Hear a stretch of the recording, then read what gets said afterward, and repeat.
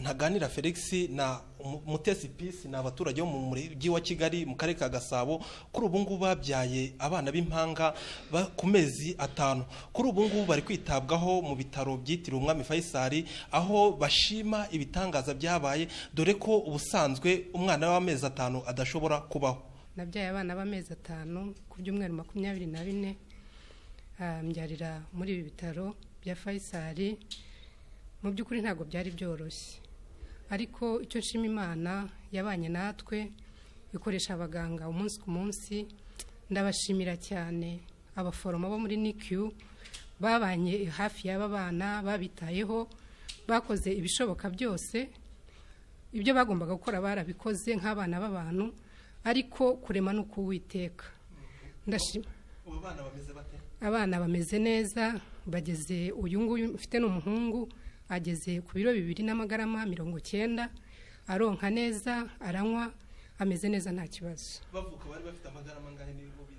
Uyu nguyu hagatiye yavukanye amagarama 660.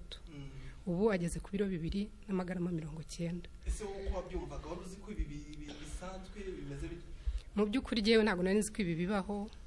Byambereye nk'igitangaza ku buryo nkibabyara numvaga kubaho kwabo bidashoboka, kuko ntari nzi ko abana b'ibyumweru 24 batabaho, ariko ubu ndashima Imana ko mbakikiye ko bariho. Nitwa Ntaganira Felix, ntuye mu karere ka Gasabo, umurenge wa Kinyinya. Tubwire nkawe iki gikorwa cy'aba baganga bakoze, ese wowe ugifata gute, uko wari ubumenyi bwawe ku ivuka ry'abana?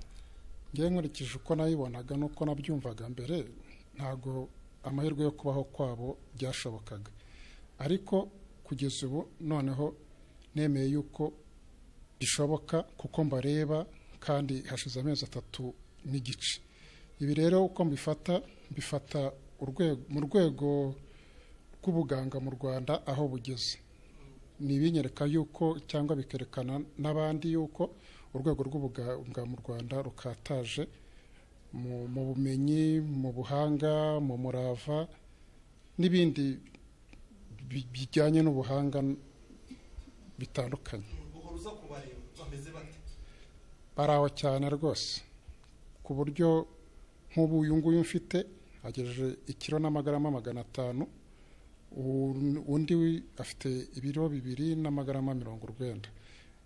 Baronka, banywesheje bibero iyo bibaye ngombwa, mbese nta kibazo kugeza ubu mbona icyo ari cyo cyose kuri bo. Ese ni ibintu ubona bidasanzwe? Ni ibintu bidasanzwe cyane, ariko ku buryo no kubivuga bitarakubaho wowe ntago wabyumva.